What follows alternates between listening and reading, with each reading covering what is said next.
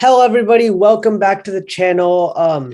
Today I am here with another author interview, and I am here with Mr. Said Mustafa. He was a former U.S. Army Command Sergeant Major. Hello, sir. How you doing? And thank you very much for your service. I'm good, Rick. How are you? I'm doing pretty good. So, you have written a book, right? You have sent it to me, Resilient Transition. Can you just tell the people who are watching this a little bit what the book is about? Yeah, sure. First, let me say thank you for inviting me onto your show. Very impressed with your long standing community work and your work in bringing authors on. So I Thank really you. appreciate that. So yeah, my book is entitled Resilient Transition, Combating the Feelings of Stress and Anxiety Using Yep. Music, Meditation, and a Positive Mindset. Yeah, and initially I wrote this book as I was considering how to help people who were transitioning from military to civilian life, which oftentimes can be a major challenge. Mm-hmm. And myself, I went through that after 30 years of service in the United States Army. And then I became a counselor for folks leaving the military. So as I was thinking about, how I could be of service to veterans, I thought maybe I need to write about the subject, about what I felt personally, and then what I learned by counseling others.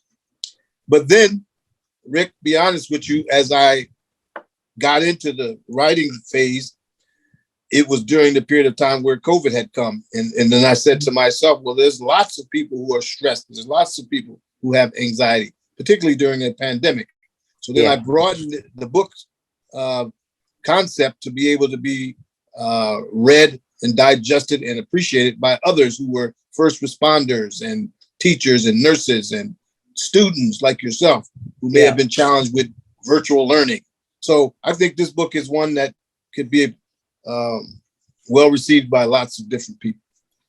Because obviously when the book itself, as you can, it's like has the army theme to it. But when I started reading it, I realized like it can be applied to anybody. It's not just written to a specific target audience.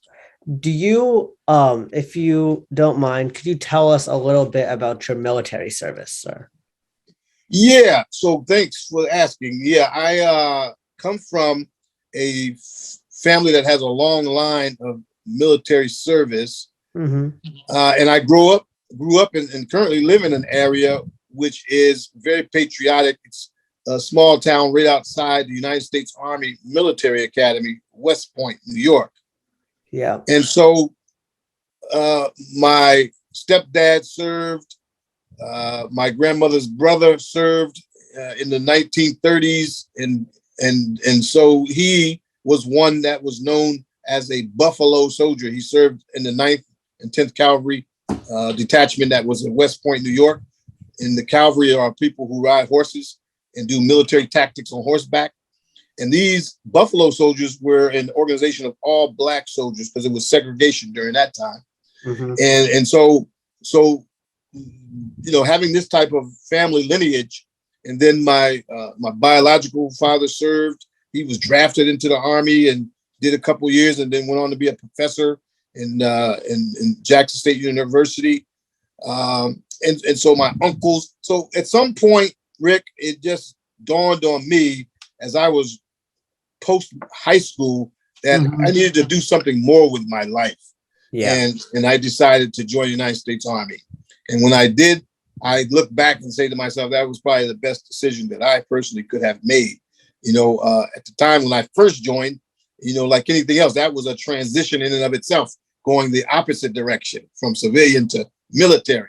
I had to get used to being told what to do and accepting the orders and running physical fitness every day.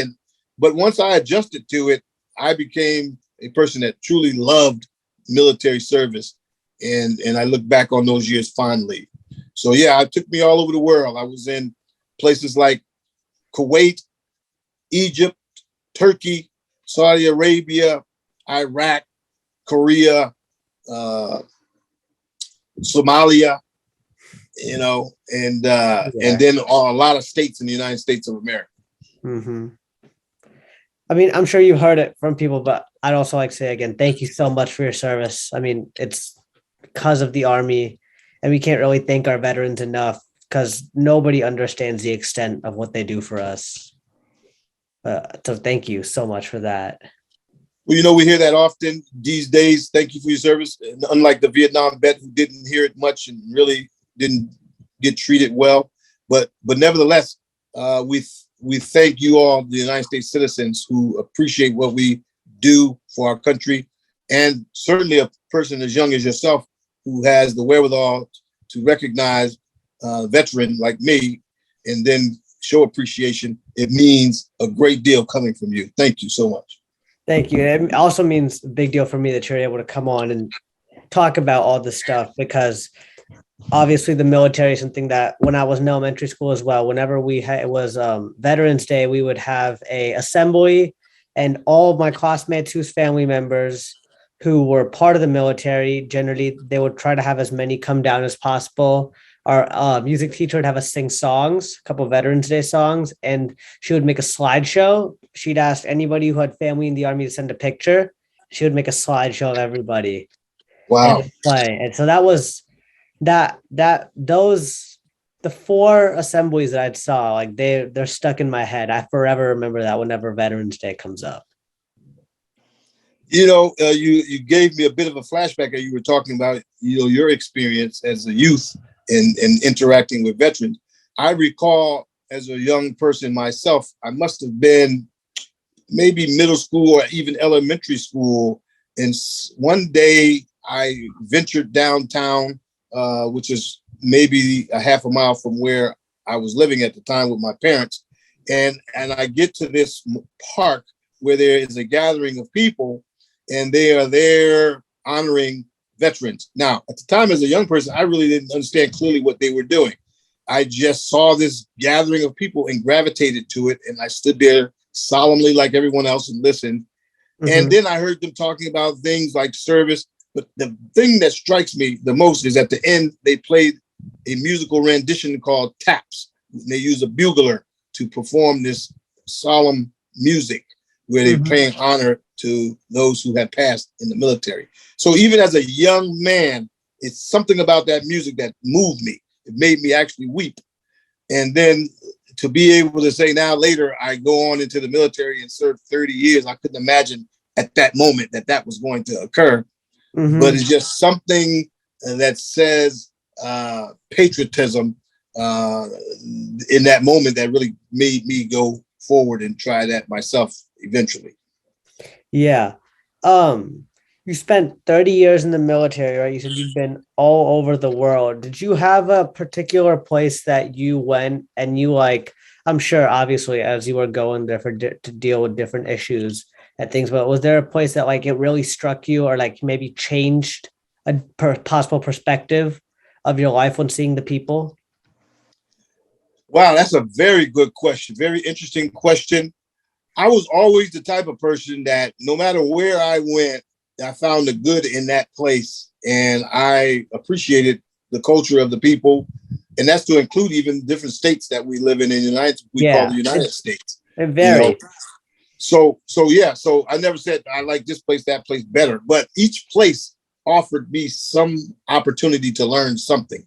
Now, to your point though, what stuck out to me in Somalia is that here I am, an African-American man in the United States, growing up, learning about the legacy of slavery that impacted people of my community and my culture. Yeah. And then I found myself in a country that's predominantly Black and the leaders themselves are African-American. And the one thing that stood out then was that I saw the money from that country, the currency, and the paper bill had a Black person on it. Now that seems like a no-brainer, really, because these people are Black people. Yeah. But if you think about growing up in a country where everybody on every bill and every coin was Caucasian, yeah, that thing was striking to me at that moment. It was something that I had never seen before. never even thought of possible before. But it was a sense of empowerment to realize that, hey, the world is bigger than where you come from. Yeah. And around the world, there are different types of people that get to lead and get to create ideas and get to bring forth their ideas. And so it was just a very eye-opening and enlightening moment for me. Oh, that's so cool. I didn't, because yeah, it varies that way too. Because I think, because obviously my family is of Indian descent. My parents are immigrants. They came here, so I'm first generation. And same thing when I go to India, you see, because here obviously the U.S. is so diverse, but you go to India, and everybody there looks like you. Right. And then you see all the politicians, all the celebrities, and they all look like you. And then the currency is, it's a brown person on the currency as well. So that's like takes you away. Yes, exactly. So it's if here's an interesting interview, that the fact that you could relate to what I just said because of your family's background. Yeah. So you, after 30 years of service, you retired from the military, and then you said obviously with the PTSD, then the different mental health issues that affect veterans after they transition back to civilian life, as well as just a regular adjusting to military life, which has been like, I think a lot of people know about it, but they don't know the extent of which it is. Cause like the way I know about stuff like that is through like TV shows and movies where they'll show that like very like big. There's a big Marvel show, Falcon the Winter Soldier, shows Bucky Barnes, and he's adjusting to civilian life. And it shows, he says like he sleeps on the floor because he's used to it. He says a bed is weird. So it's like obviously they aren't always necessarily authentic, but that's how people probably know about it. What do you think is something that people should really know about what goes on through the mind of someone when they're adjusting from military to civilian life? Yeah, I think the first thing is, what would allow people to have empathy for others when they don't really know what that experience is like? What are the things that they can do to relate? So, for example, let's take you as a young man, pretty popular. You've grown up being a leader in your schools and out front, and people gravitate to your YouTube. Imagine, God forbid, that if there was a day where all of a sudden you could not do that. For something prevented you from getting on YouTube, something prevented you from leading the people, and you just felt a sense of loss. Like you don't know what you're going to do next. So the military is a place where even young people come in and they get to experience leadership. I mean, so somebody who joins the Army at 17 years old, it's possible to join at 17 with your parents' permission. Let's say you stayed in 3 years. You're now 20 years old.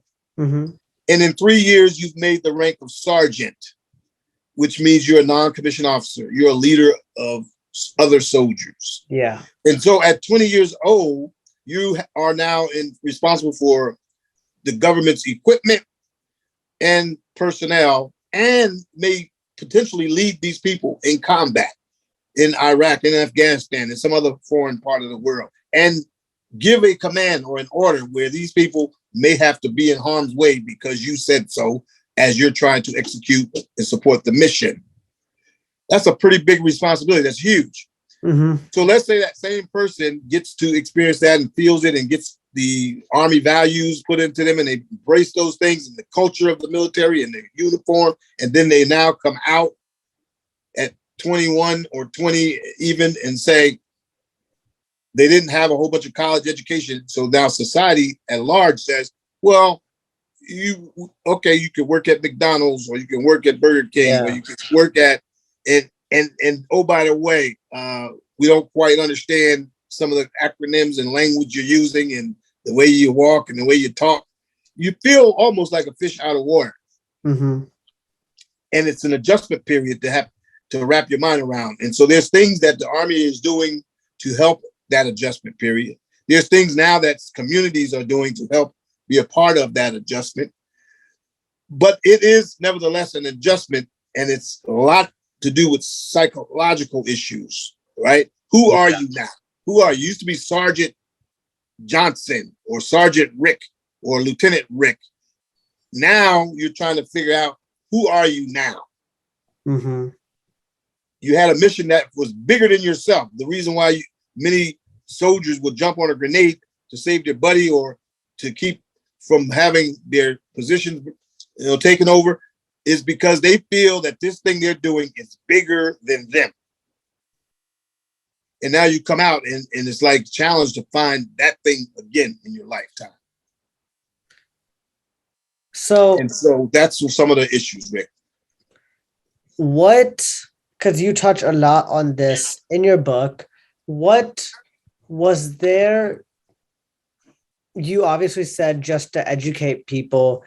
What was like your really starting moment, which you were like, okay, I'm going to write my book about this. I'm going to write a book about this. Another great question. Before I got out, someone had said to me once, you should write a book, right? And so I thought at that time, maybe. And then I got out and I thought, man, maybe I should write a book. I've done a lot of things. I've been a lot of places. And then one time late at night, I got on my Mac computer and I called myself starting to write a book. That was 7 years ago. And maybe I got a paragraph out. Mm-hmm. And then I stopped. Then it was another 2 years before I started again. Mm-hmm. And then maybe I squeezed out a chapter. And then maybe the chapter had nothing to do with the first paragraph. I mean, it was like I'm all over the place. Yeah. Then comes the pandemic. And everything comes to a screeching halt. At least here in New York, it did. It was a ghost town. And so I found myself revisiting this idea of a book. Quite frankly, I talked to a friend of mine who we had been great friends in the military. He got out after me, and both of us kind of a year or so prior to that were talking about a book, but then he finished his book. And I was like, whoa, that's a wake-up call. We were just talking about the book. I had started before him. Now he's done. So the beauty of the military, we have all this energy for most folks who join. It's a very competitive environment, healthy competition. Everybody wants to be fast. Everybody wants to be strong. Everybody wants to be smart. And so we're always pushing each other to be better. So to have a friend who says, hey, man, did you get yours done yet? I'm done. It's almost like saying he got his term paper done and I didn't get mine done yet. And so I was like, holy smokes, I got to get more serious. And here we are in this pandemic. And there's somebody out there that needs to hear what I got to say about stress, about anxiety, and about some of the methods that I've used to help overcome those things. And it gave me more of a sense of urgency, Rick. And so I got buckled down, and then it started to pick up momentum. As I started to delve into it, I started to talk about things and some of my experiences from the military. And next year, it just took on a life of its own. And I think the universe had said, this is time. This is the time that it needs to come out. What was the toughest part to write of this book? I think the toughest part for me, I got a chapter in there that talks about suicide and suicide prevention. Yeah, you remember that chapter? Yeah, I do. Well, then there's a lot of personal stuff in that chapter. And one thing in particular I relate is a story about my best friend. Yeah. And what happened up to that point, I was still, and my friend had been gone for 5 or 6 years, but it still was a very, very, very painful memory for me. Mm-hmm. And I looked at it in a way as though I failed him, as though I wasn't there when he needed me. But as you know, if you read it, that I wasn't even nowhere around. I was in Iraq. Yeah. When I come back, somebody tells me that somebody else called you. Yeah. But I gotta admit, up to that moment, I had been telling myself, I gotta call him. You have sometimes a premonition comes, and I had been thinking about him right before I deployed to Iraq, and I said, man, I need to give him a call. But life has me busy. I'm doing this. I'll call him tomorrow. And so I felt a sense of guilt after he was gone that I didn't reach out to him. I didn't call, didn't check on him. So during the writing of the book, I connected with another retired command sergeant major who was one of my leaders when we were both in, and he shared a poem with me that he had written. And this poem talks about somebody who has passed, but not remembering their passing and the pain of their passing, remembering the memories that were good and all the joy and all the friendship and all the good things that came. So I asked him, could I put that poem inside my book? Yeah. Remember me. Yeah, you got it. And so that moment, I embraced that poem, Remember Me, and it really changed my outlook on this thing with my friend. And so now I want to remember him in a positive way. I want to help him promote his legacy and by talking about him. And it's less painful for me because of that poem. So in addition to that, so in your book, you talk about a lot of different ways to cope with what people are feeling, right? So one big thing that you talk about is music, which is something that resonated with me because music is like always my escapism in a sense, because like everything's changing, but like there's a song you really like, it's going to stay that way. Yeah. Like, so, and then there's like a sense of music, which you can take music as much as you want it. You can just make it, there's songs I just like to like, just listen to, then versus if there's other people like Kendrick, if I'm listening to like Kendrick's the type of guy who like, there's a reason he only drops an album. Why he drops an album after like 5 years is because the lyrics mean and they're deeper than something. So like music is something that there's always something there for everybody. What would you have to say about music? Yeah, listening to you describe how music impacts you personally took me all the way back to when I was a youth. And I used to stay up at night here in New York to wait for 107.59 WBLS to come on and have these mixes on Friday night. So I would stay, it'd have to be like midnight. I'm staying up waiting for this guy to come on, DJ, one of the premier DJs, and I'm recording his music and making my little, at the time, CD. A cassette. It was a cassette. And so then I got all the music that I want, but I had to stay up and wait for this. So second point, I had a cousin that was a DJ. And during the time I was in the Gulf War in the 1990s, I'm sitting in the middle of the desert, but I had received a package with my cousin sending me a tape full of music. Oh. And so I'm sitting over there, and this is a period of time where it's not easy to talk to your family. You're missing your wife, your kids, because we don't have cell phones, we didn't have internet. So literally we have to get in a line and wait hours to speak 3 minutes to your loved ones. So in lieu of being able to connect with your family, I connected with music. So this tape that my cousin sent me was so important. People from my church would also send me music, which was gospel music. So going forward here, Rick, when I came out of the military, one of the things that I gravitated to was live music venues where they playing the drums and the guitar and the keyboard. And it was something about the energy that comes from a band that would make me feel so at peace and so happy, so joyous, that I believe that, and now looking back on it and recognizing there's a science involved to music therapy, that music was definitely part of my recovery in terms of depression or whatever the case may be. When you mentioned sitting in the desert, that just made me remember something. So I don't know if you have ever read the book A Long Way Gone. No. But it's by Ismail Bia, and he was a child soldier in Sierra Leone back during the Sierra Leone Civil War. And so he wrote an autobiography, which we'd read for school. And a big part of his book was about, because it was like a memoir about his time as a child soldier and then how he came to the US.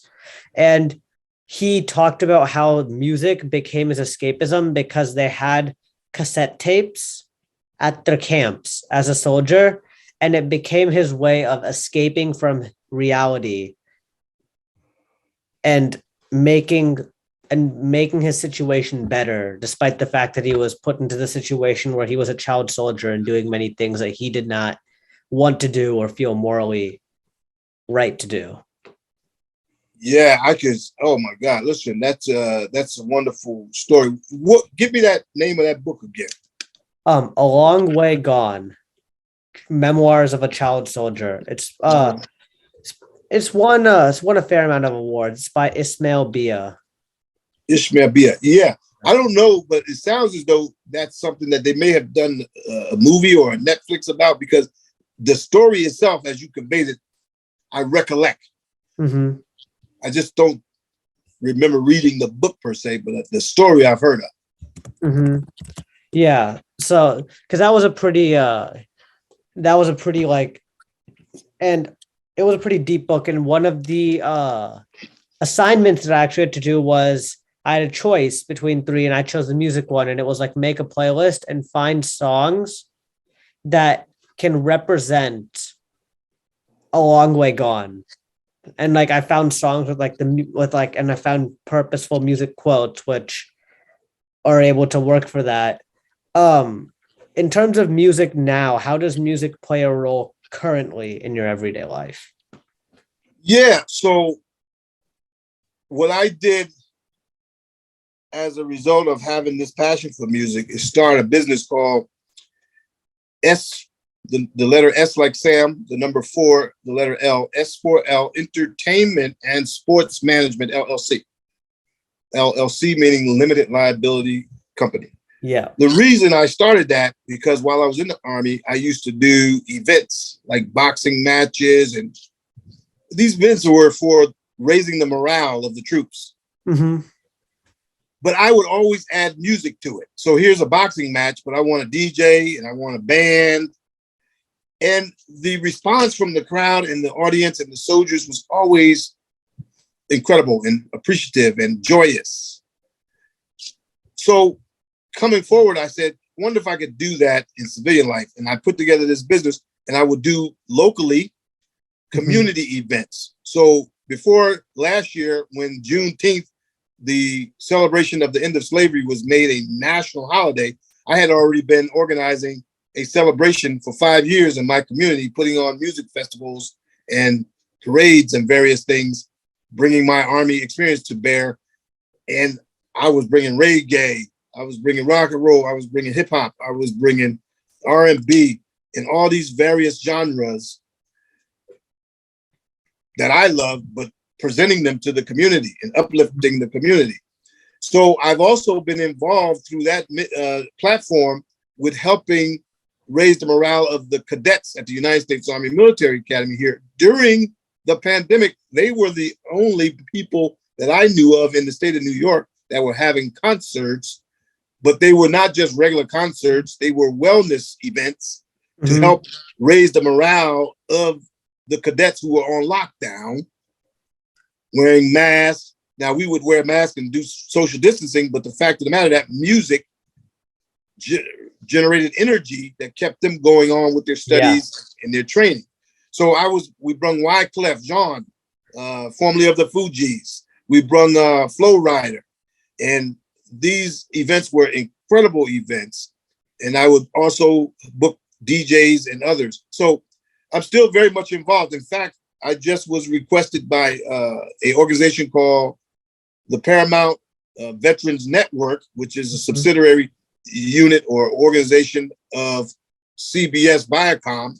Oh, wow. They asked me to help them get a musical group for an event they're doing in Times Square for Memorial Day. I then turn around and reach out to a military veteran who is now a professional musician and say, can you put this band together to do this event? That's crazy.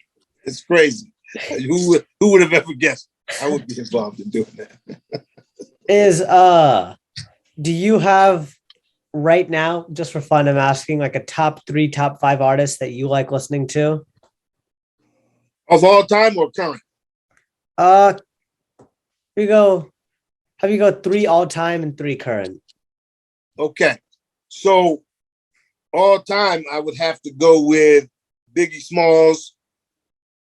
I would have to go Tupac. Mm-hmm. I would have to go with an old school artist would be Marvin Gaye. Marvin Gaye. Now, I could have put Jay-Z back there with that category, but since he's still living and he still performs periodically, Still I'm going to making music. bring up the current day. So he's number one. I like Travis Scott. I like Travis Scott. Yeah, I like his energy. I like, the way, and I'm saddened he had to go through what happened in his last concert. But at the same time, I think overall he's a good man and he does good work. And then I think outside of that, we got an artist here named Partisan Fontaine that comes from Newburgh, New York, which is 15 miles down the street from me. He did a big festival called Newburgh Illuminated a few years ago. I got a chance to get up on stage with him.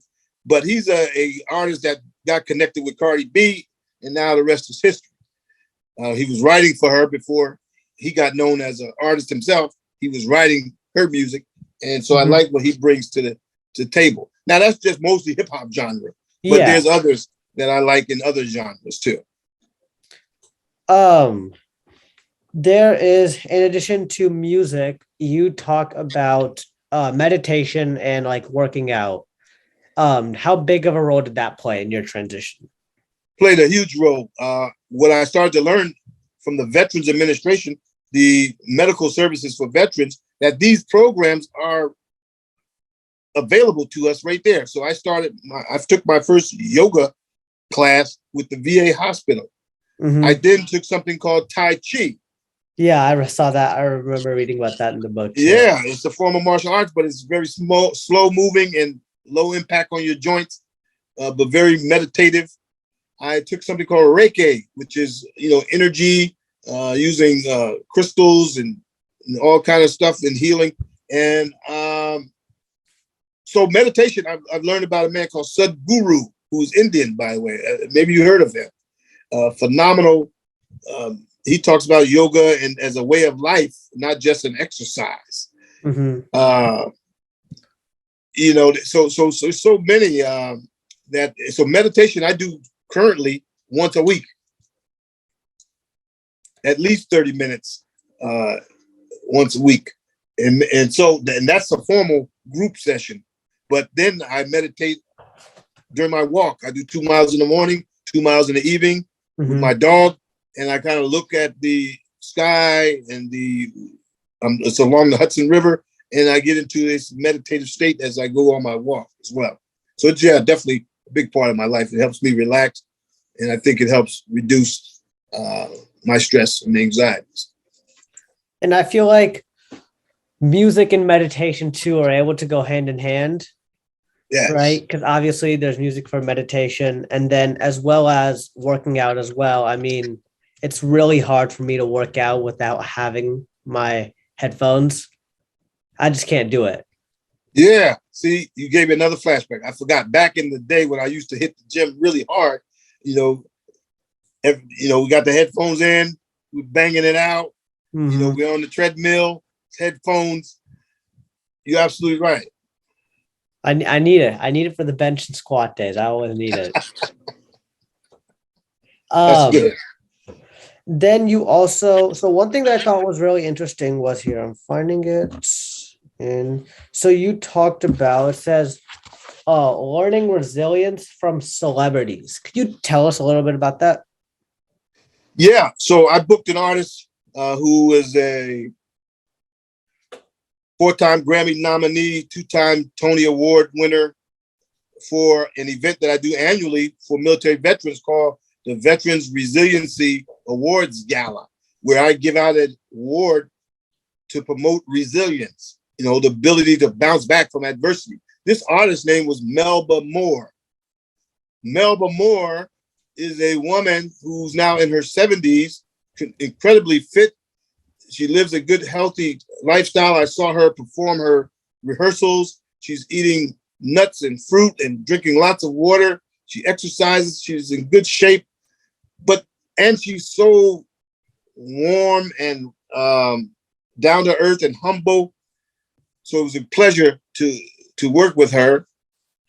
But then I found out her story was one of which there was triumph, and then there was sadness in the fact that she had such a stellar career, but then at some point, some manager or someone took advantage of her and wiped out all her money and kind of put her down at the bottom in her career, and she had to work herself back up.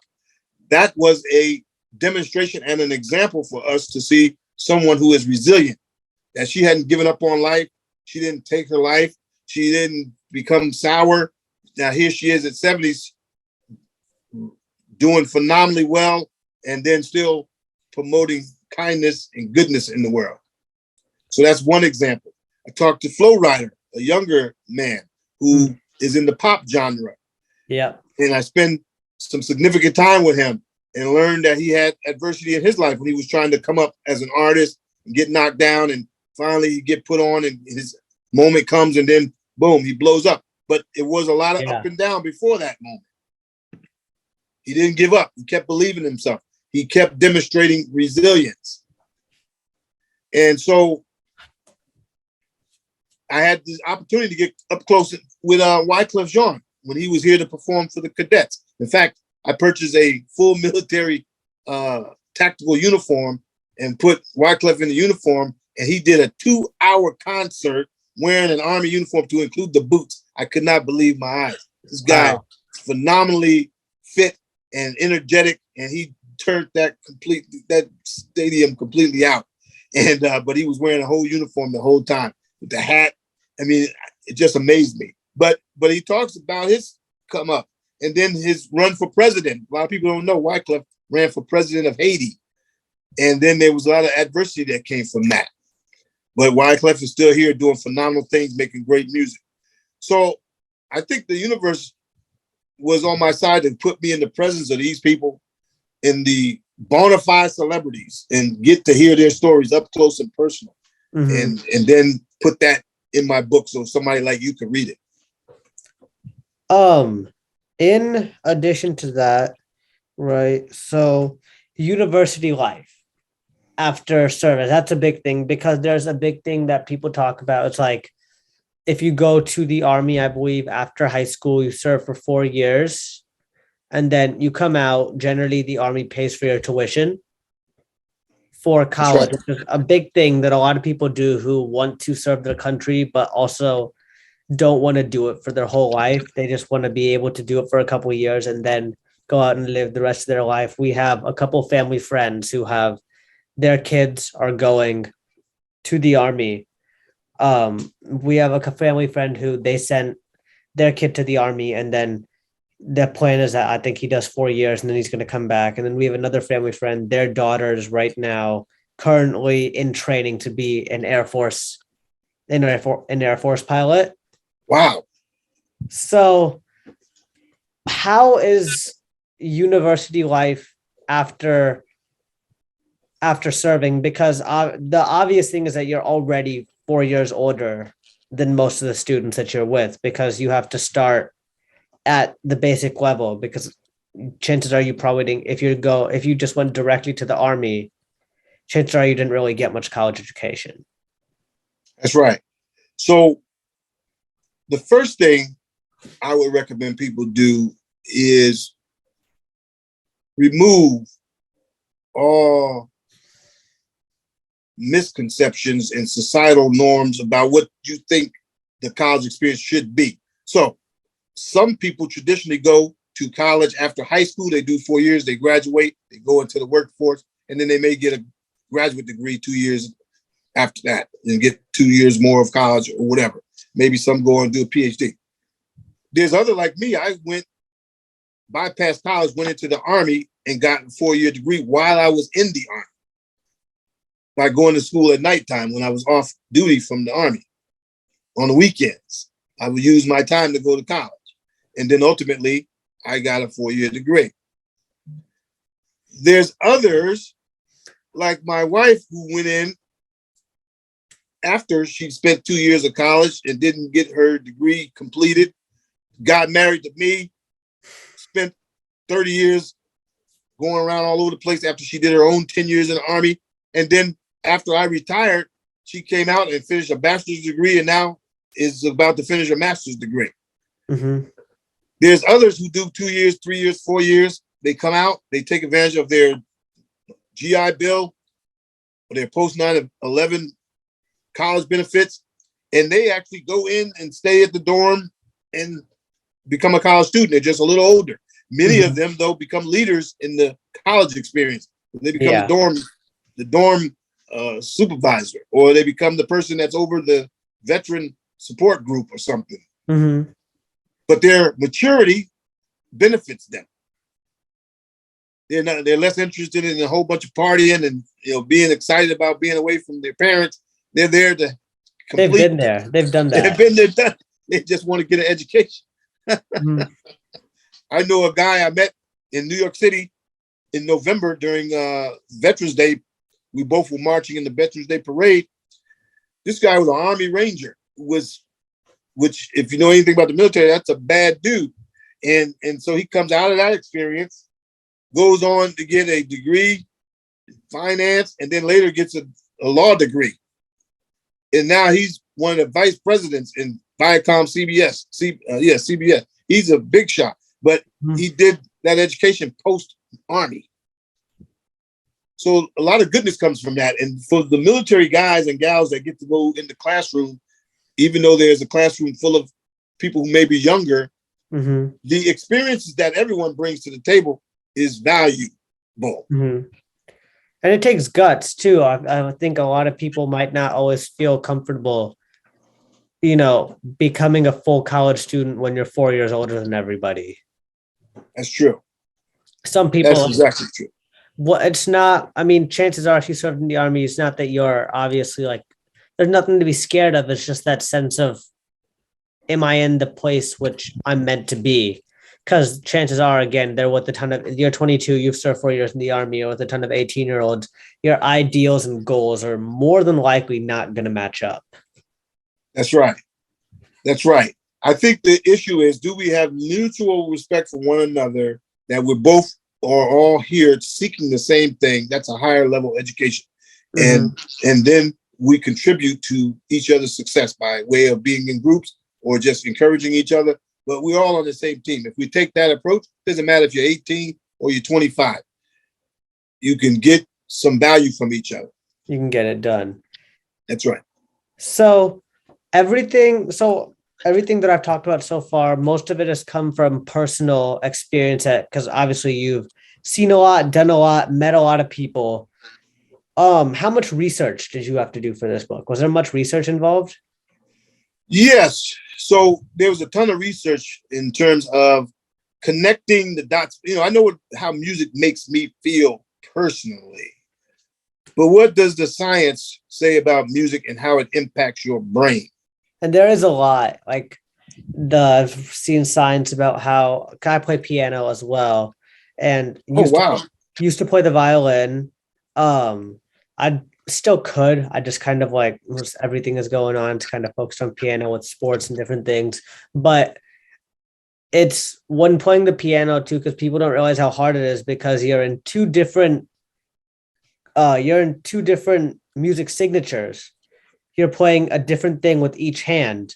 And at the higher level, you go harder and harder and harder. It unlocks a different part of your brain. I believe I saw something once how it's when you listen to music or you play music, scientists have looked in your brain, neurons are actually firing. That's right. They're actually firing. It's 4th of July in there when listening or playing music. And so I saw that was I think a few years ago, they'd seen that in an experiment. And they found it it was a really big deal. Yes, exactly right. And then there's this study of how frequencies in music, certain frequency levels make your brain fire off one way or the other. And it's actually a medicine that has no side effects, like taking a pill. Yeah.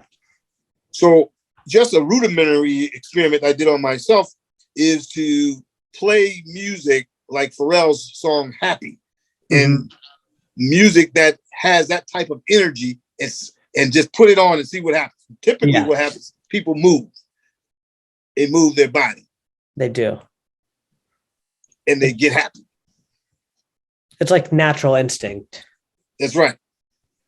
Try it with a baby. When you take a baby who can't even talk and you put on music, why do they move to the music? Because it's natural. It's natural. That's exactly right. So yeah, that's where the research took me. In terms of suicide, you asked one, question about the challenges, and then to learn that, there was 1.5% more veterans than civilians that were committing suicide. So people who had been veterans and served in the military are committing suicide at a rate higher than the society at large. Wow. And I remember statistics from the book. I believe was it?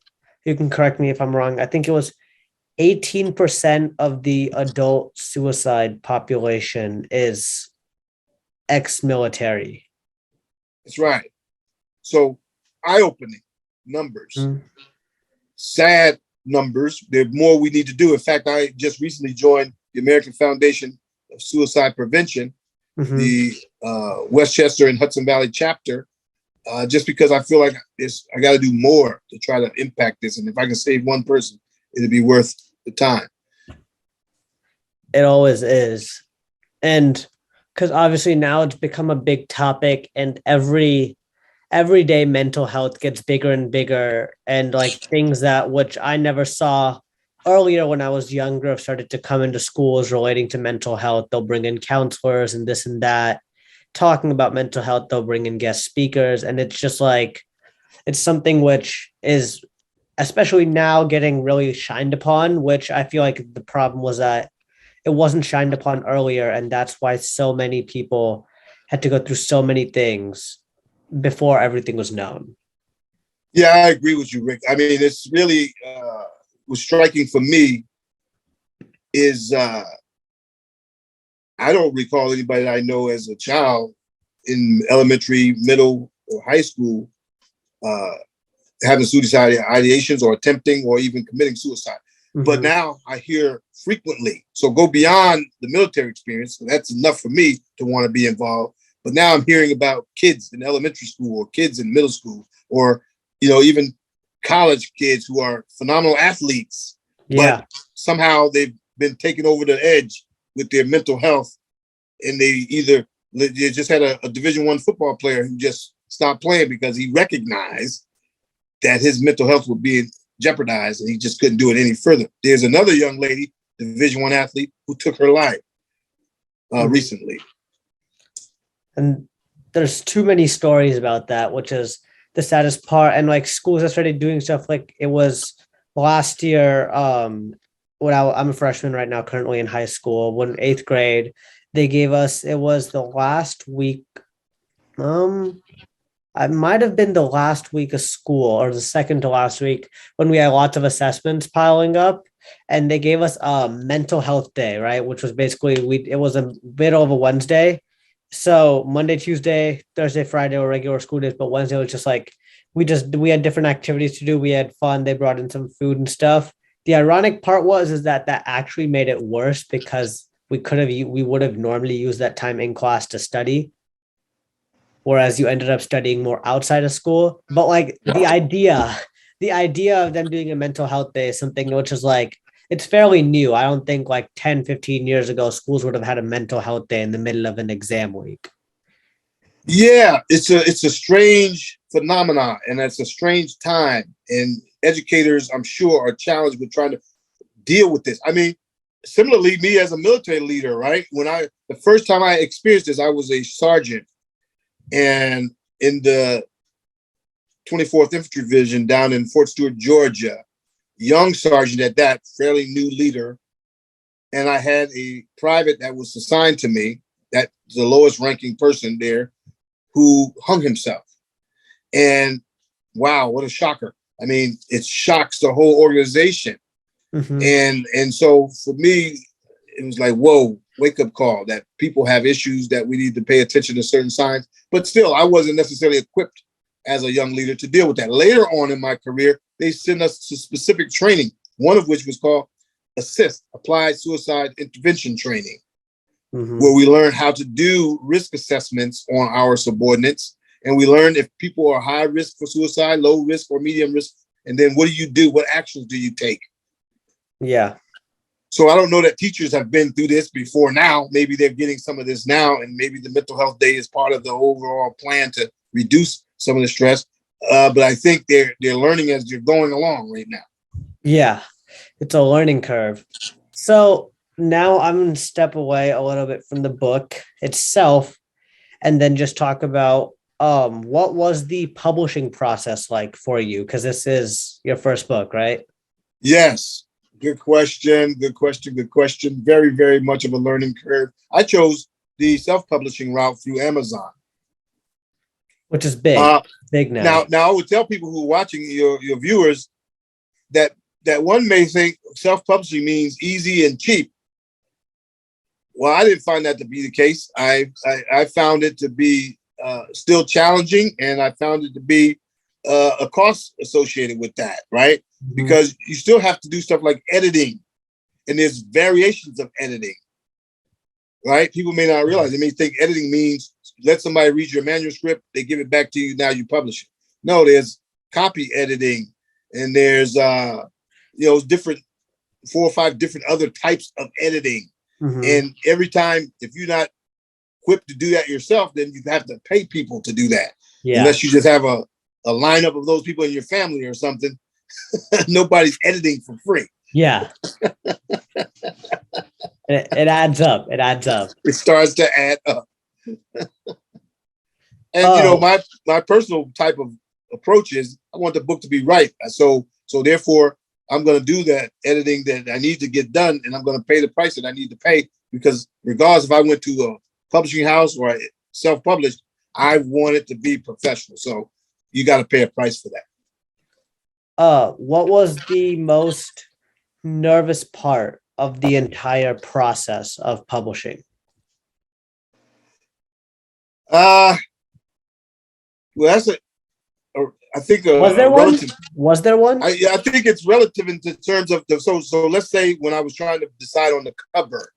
Mm-hmm. Well, at that moment, I mean, I probably got 4 or 5 different iterations of 5 examples of a cover.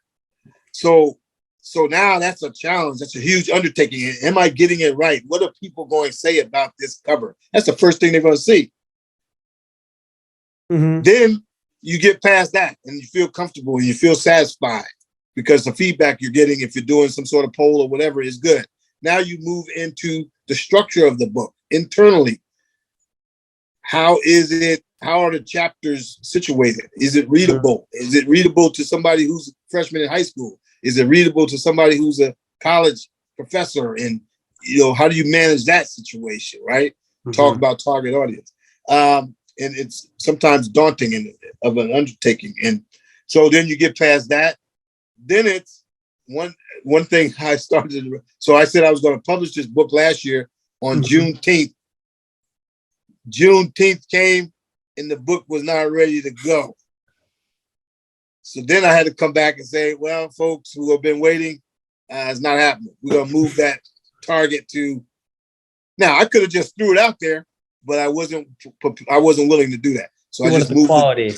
Yes, I was quality over time. And then I kept pushing. Then it got to August. Finally, it turns out, Rick, that it published on 9/11. How fitting for a military guy, right? Uh-huh. A day that we honor all of our loss during that time, a day that propelled us into a different reality in this country, and we went off to war as a result. But then it came out on 9/11, and I felt good that it came out when it was supposed to. Mm-hmm. I have pretty much, I'm down to my last question now. Okay. I ask this to every author that comes onto the channel. What advice would you give to someone who is wanting to become an author? I would say, excuse me, the advice that I would share first, do some introspective reflection on what it is that you're trying to achieve. Because for me, it was, I wanted a self-help book. I want to help people. There's other people that write about fiction. They like cowboys and Indians, so they want to write about that. There's others that want to write about love. I mean, you got to find out what it is that moves you as a person first. What is it going to make you passionate? What would you read? And then I believe what you have to do is take stock of your resources, right? How much time is a resource. How much time do you have? Because you got to commit yourself to this. Mm-hmm. Secondly, how much money do you have to be able to get it to where it needs to be published? So how much impact are you trying to leave the world? Right? So Rick could become the most famous writer of love stories on the history of the planet. And if you want to leave love stories to the world, then go for it. Mm-hmm. Nothing wrong with that. But likewise, Rick could be the most prolific self-help writer because he's just passionate about helping people. Mm-hmm. So Rick first has to think about what it is that moves Rick. Mm-hmm.